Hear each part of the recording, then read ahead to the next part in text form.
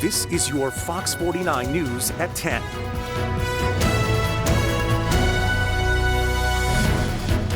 Tonight, we start with a live look from Washington, where a partial government shutdown continues. Some federal workers are not getting paid, including those working TSA at airports. People flying out of Tallahassee International are keeping a close eye on how they may be affected. Fox 49's Nick Carmia reports travelers are not seeing major disruptions yet, but there are warning signs and that could change. At Tallahassee International Airport, the security lines are moving and flights are taking off on time. But airlines are urging passengers to arrive early, and federal lawmakers warn the real impact of the shutdown may not be felt until TSA workers don't get their payday in early March. No crowds, no lines. Got time to kill. Several travelers tell us they haven't experienced delays, but say airlines like Delta sent notifications advising them to arrive early due to TSA constraints. Flying home today, knock on wood, everything's gonna be good. You're not jinxing me here. And even if things are running smoothly here, your trip could still be affected. Delays at busier airports across the country, where TSA staffing may be strained, can impact connecting flights for people flying out of Tallahassee. I knew I had everything with me and should be able to get through security pretty easy. The shutdown is the result of a stalemate over Homeland Security funding. Democrats say they won't support a spending bill without new limits on immigration enforcement. Ultimately, that has a ripple effect on going through security, aircraft moving on time, jobs, economic opportunities, and just keeping the money flowing in the state of Florida. Congressman Jimmy Petronas says the Panhandle could feel the impact most through air travel, Coast Guard operations, and FEMA support. For now, flights are moving and lines are short. But with the next TSA paycheck expected in early March, travelers and federal workers alike are going to be watching Washington closely. In Tallahassee, Nick Carmia, your Fox 49 News. And travelers can check security wait times using the My TSA app, and airlines continue to recommend arriving early as negotiations in Washington continue. If you've noticed more for sale signs sitting longer across the Panhandle, you are not imagining things. The housing market is slowing down, and realtors say a few costly mistakes are keeping homes from selling. As Fox 49's Jayla Howard tells us, latest reports indicate that while homes aren't selling as quickly, prices are increasing compared to the same period last year. Higher interest rates and shifting prices are slowing the housing market and reshaping how quickly homes sell in the Panhandle. Redfin's latest market report for January shows some areas in and around Tallahassee sat on the market on average between 53 and 80 days. Homes that once moved fast are not selling as quickly, giving buyers the chance to shop carefully and negotiate. So I'm trying to, in this type of market, when you get to it, you need to be a little bit more proactive in your pricing. Always, it's 100% about your pricing. Bert Pope is a realtor in Tallahassee. He says some sellers are still pricing homes as if the market hasn't changed, listing high with plans to negotiate later. And here with the interest rates being a little bit more on the higher side has slowed the market down. At the end of the day, sellers got, in most cases, the prices they wanted in January. In Tallahassee proper, the average price for a home was around $294,500. In Leon County, the average price was $310,000, while in Jefferson County, the median sales price year was $330,000, according to Redfin. And when deals do move forward, inspections are now playing a bigger role than they have in previous years. And also being proactive in getting a home inspection prior to putting it on the market, because we're seeing a lot of times people are renegotiating after the home inspections.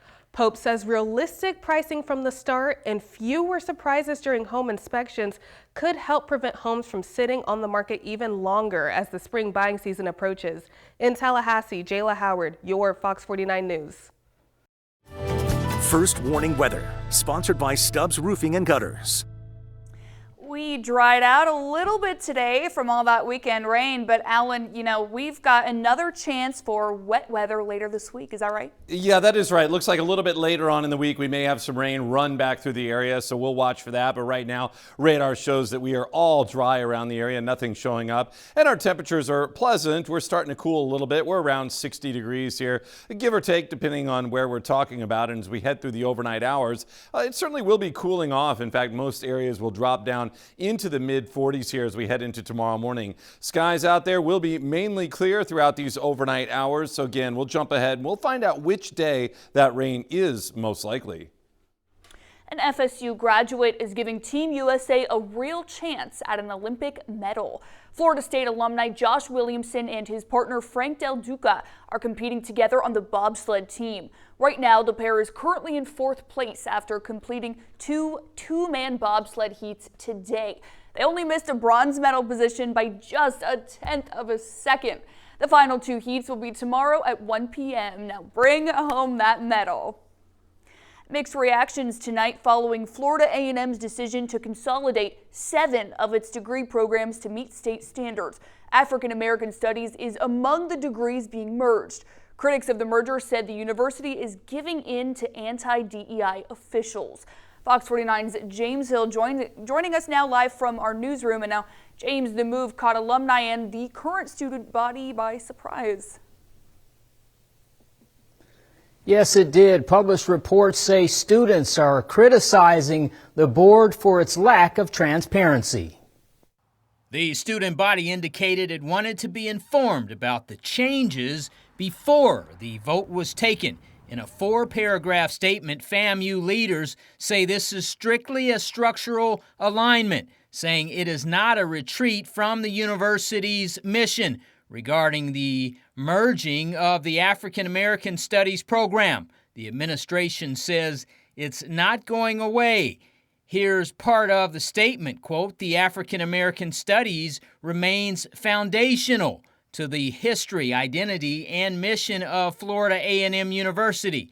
The university has no plans to eliminate or diminish scholarship in that area," end quote. One graduate who's involved with the Chicago's FAMU Alumni Association says he's not worried about the move affecting what the university stands for. Florida A&M, we celebrate African American history 24 hours, 7 days a week, 365 days a year.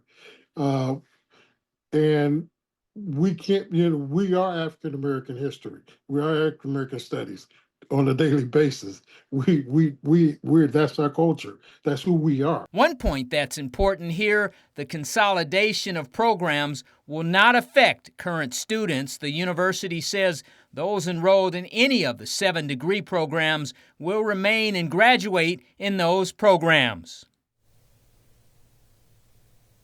Reporting from the newsroom, I'm James Hill with your Fox 49 News. Melanie? Thank you, James. Florida State University's iconic Westcott Fountain is now closed nightly following safety concerns. As Fox 49's Courtney Dualaby reports, this nighttime shutdown puts an end to a long-standing tradition.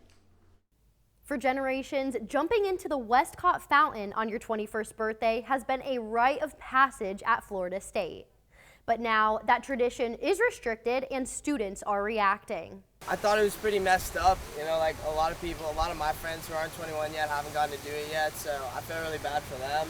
I hope they open it up at least pretty soon, but I guess a lot of people were getting hurt, so. Student body president Carson Dale addressed the issue in a statement posted to Instagram, saying the tradition ended due to what he called unsafe behavior, including students climbing to the top of the fountain and jumping off into the shallow water. We reached out to Dale for an interview, but he had no further comment beyond the social media post. Even with the Westcott closed at night, some students say they're simply finding other ways to celebrate their legal status. My fountain's actually tonight, so I turned 21 tonight. Since the fountain's closed, I think I'm going to just do it at Landis. I know a lot of people are doing it at Landis, and some people are doing it at the fountain by the stadium. The restriction goes into effect at 7 each night, which will still allow graduating seniors to get their pictures in front of the fountain between now and May. In Tallahassee, I'm Courtney Dualaby, your Fox 49 News. No word tonight if restrictions will be coming to the other fountains on campus. 3 large bins were filled today at the Leon County Sheriff's Office during the department's re-entry ready clothing drive. The clothing donations are for people recently released from jail and provides them with clothes as they rebuild their lives and go out there on job interviews. The Sheriff's Office also kept between 300 and 400 outfits to launch its own clothing closet. Contamination on hundreds of military bases. Why a service member is calling out his Naval Air Station, and he says investigators are not keeping their promise.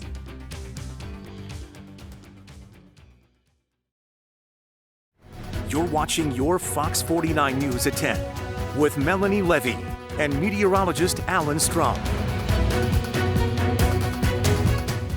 Hundreds of military bases across the U.S. face a toxic legacy from forever chemicals that threaten the health of families. It's been years since we first exposed the contamination crisis, but still, as Chris Daniels reports, the military is pushing back deadlines to address it. From above, Washington State's Whidbey Island is one of the more picturesque spots in this country. A good community, especially having been a veteran, having served with the Navy.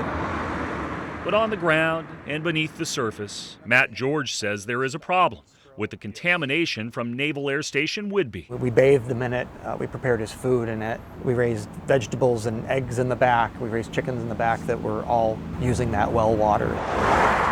He literally lived on Easy Street, but says life has been anything but after his wife and young son started having health problems that he now suspects is tied to PFAS, forever chemicals from firefighting foam leaching into the water supply. When did you start to notice the health issues in your family? He had a developmental delay. She started getting arthritic symptoms and experienced a lot of fatigue, soreness. I started experiencing gastrointestinal issues at that time. These chemicals are a curse. Spotlight on America first highlighted what has been dubbed the country's filthiest bases more than 3 years ago about the cleanup needs.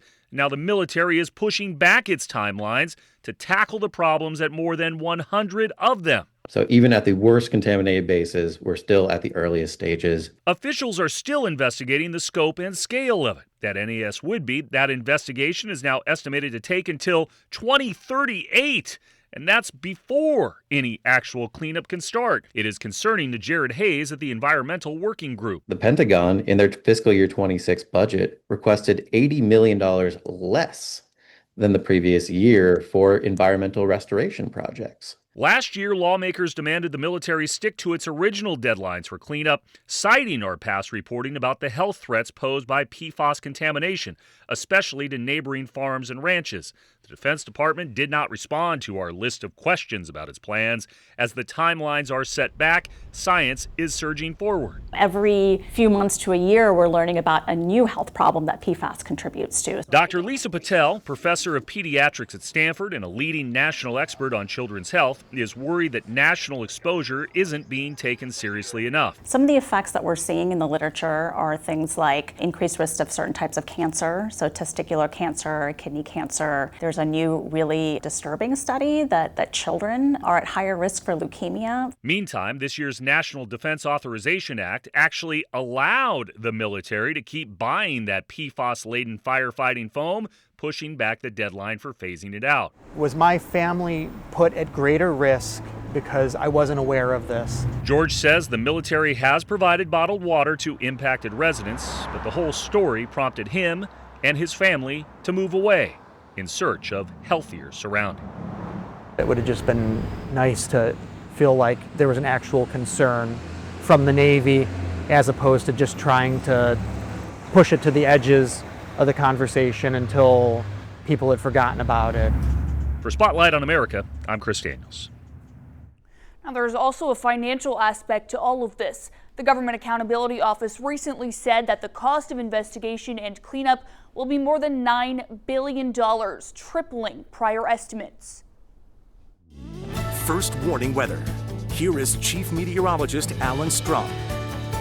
Well, over the weekend, we had some intense rainfall move through the area, but we have calmed down for this Monday. You can see around here, we are looking at dry conditions as we check out our late night radar. And basically what's kind of controlling things across really the entire South. High pressure is just keeping things calm for the northern Gulf Coast, really all of Florida, right on up toward the eastern seaboard. Everything looks calm and there's nothing dropping in on the area. We don't have any rain headed this way or anything like that. So let's run Futurecast. We'll take a look at this.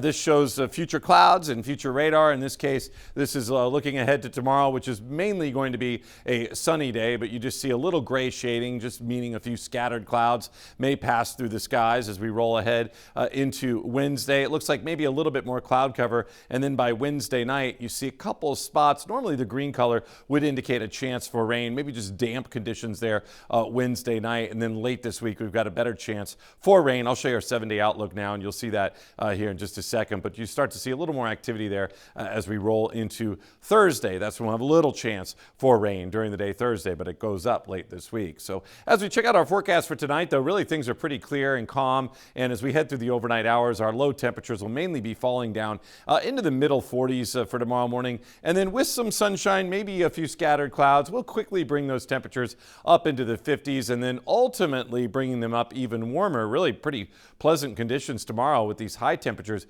getting up in the low 70s, I'd say, getting up somewhere between 70 and 75 degrees depending on where you are. But yeah, look for definitely some sunshine in the skies and a few scattered clouds at times. All right, now a little bit more on when we can expect this chance for rain. So we'll be dry tomorrow, looking great there. Ahead to Wednesday, also looking dry there. We continue to bring the temperatures up a little bit as well. Thursday, more cloud cover and about a 30% chance that a little rain shower passes through the area. And it looks like Thursday, Friday, we could be up around 80 degrees. So warm, humid air in the area. The most likely time for rain for us is going to be on Friday. We've got that marked at a 60% chance. Also into the weekend, Saturday and Sunday, we may see a little something in the area as well, along with a cold front that should bring us some cooler air right in the middle of the weekend. Werner Kia puts you on the top of the podium in the Kia Carnival. Full of performance, personality, advanced tech, and impressive value that competes at the highest level. See for yourself. Test drive the Carnival at Werner Kia today. From smart safety to head-turning design. Plus Kia's industry-leading 10-year, 100,000-mile powertrain warranty. The Kia Carnival proves you don't have to overspend to perform like a champion. It's the Werner way at Werner Kia. Is something happening in your neighborhood? Do you see a problem that's being ignored, or is there even a story that nobody else is telling? Well, that is where we come in, but only if you speak up. Call our news tip line at 850-893-0202, or you can email your news tips to news@fox49.com.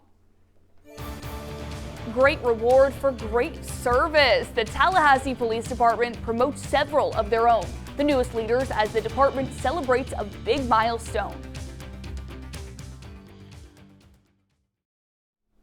Well, congratulations are in order to 7 members of the Tallahassee Police Department.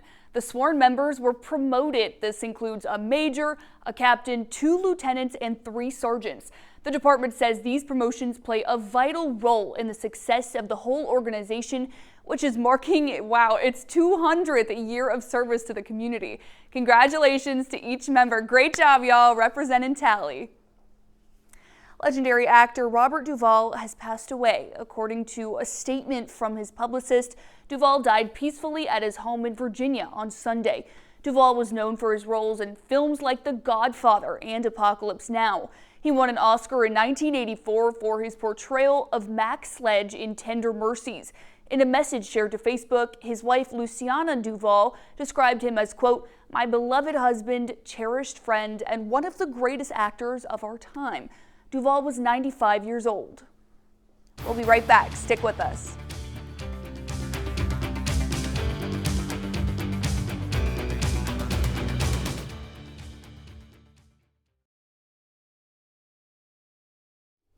Thank you very much for hanging out with us tonight. Thank you so much. Please come back and join us tomorrow night on Fox 49 News at 10.